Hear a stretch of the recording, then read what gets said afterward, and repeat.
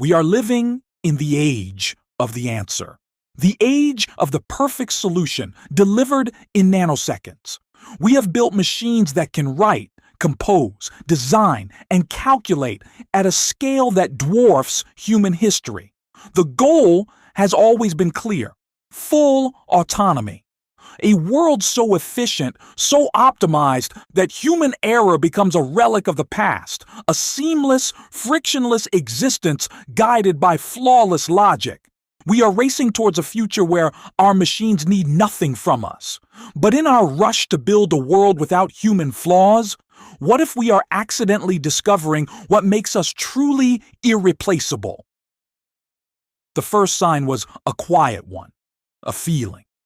As our world filled with AI-generated perfection, a strange echo began to emerge. The echo of sameness.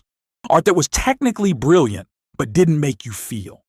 Music that was harmonically perfect, but didn't make you cry. Stories that followed every rule of narrative, but had no soul.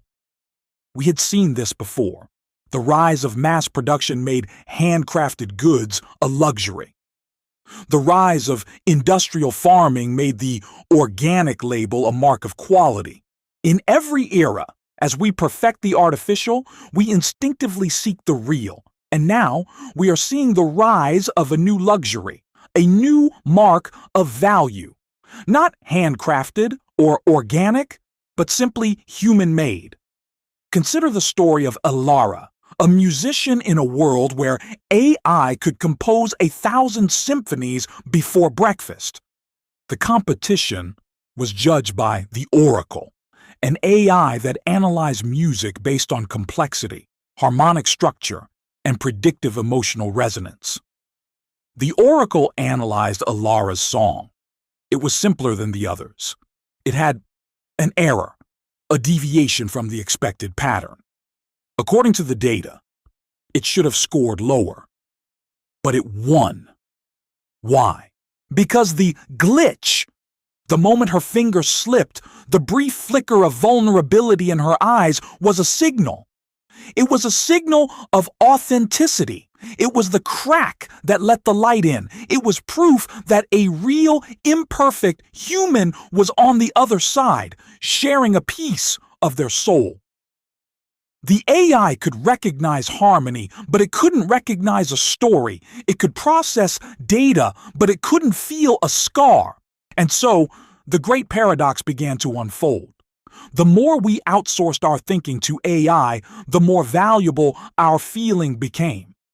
The pursuit of full autonomy was leading us back to ourselves. This isn't a rejection of technology. It's the ultimate collaboration.